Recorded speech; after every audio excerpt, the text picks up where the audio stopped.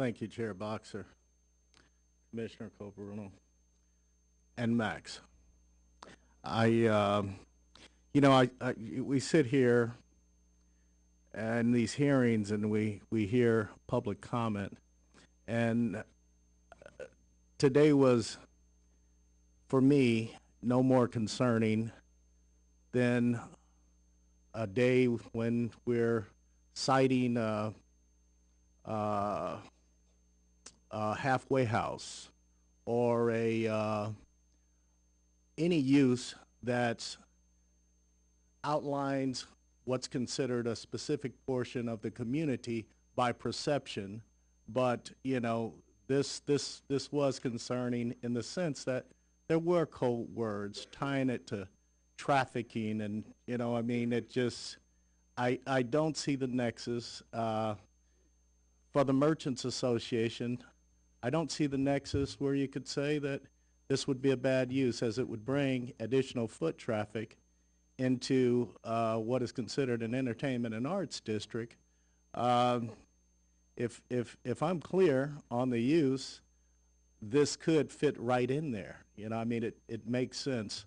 I think the findings and conditions for findings that staff has put are recommended and the owner has agreed to are stringent enough so that the fear, and the biggest fear I heard tonight, was that what happens if this business has to implement an exit strategy and another business comes in.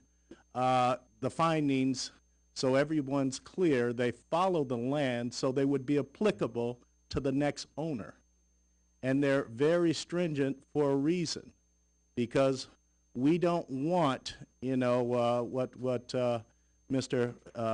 Velasquez referred to as what's near the Las Vegas airport. We don't want that kind of adult use. It's an adult use, but we're talking about also education. We're talking about the perception around sex, and if I'm unclear and speaking out of school, let somebody tell me that we're not all sexual beings at our core, i.e. we're all here because someone multiplied. So I think we have right, from two people, right. Thank you, Chair Boxer. I really believe this speaks to what's commonly referred to as a NIMBY's syndrome, a not in my backyard, syndrome. In that sense, I preface my comments by saying it's no different than any other.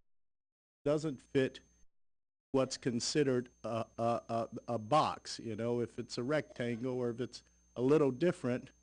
There's apprehension and concern. I didn't hear very many specifics about this business model. I didn't hear any very many specific concerns about this operator, that would be opening this business. I know the model that it's based on, Good Vibrations, has been very successful and has not created a blight in the community and has been an asset. And for the life of me, I just wish at these proceedings there would be something that we could do. Maybe put the conditions of findings up on K-Top on the big screen. I don't know, but the conditions for approval are so stringent and were volunteered to by this owner. I don't see how I could refuse this application. I'm willing to support it. The one thing I would add is that I'm real big on youth, and I have 4 children myself, a couple of grandkids, and the realities of living in an urban environment And part of the benefit of growth is experience and seeing what the whole world is like. We can't have a focus where we think we can put blinders on our youth, and particularly, as Mr. Ellis has articulated, in an environment where, you know, they move through a computer much faster than most of us. You know, they access information and disseminate it at an amazing rate, and all of it's there worldwide. So, you know, I'm gonna stop speaking because I get kind of passionate about these NIMBYs issues. And for youth radio, one thing I would like to say, for the Merchants Association, often that issue comes up on who's going to monitor it, you know, and the current concern about the city's resources.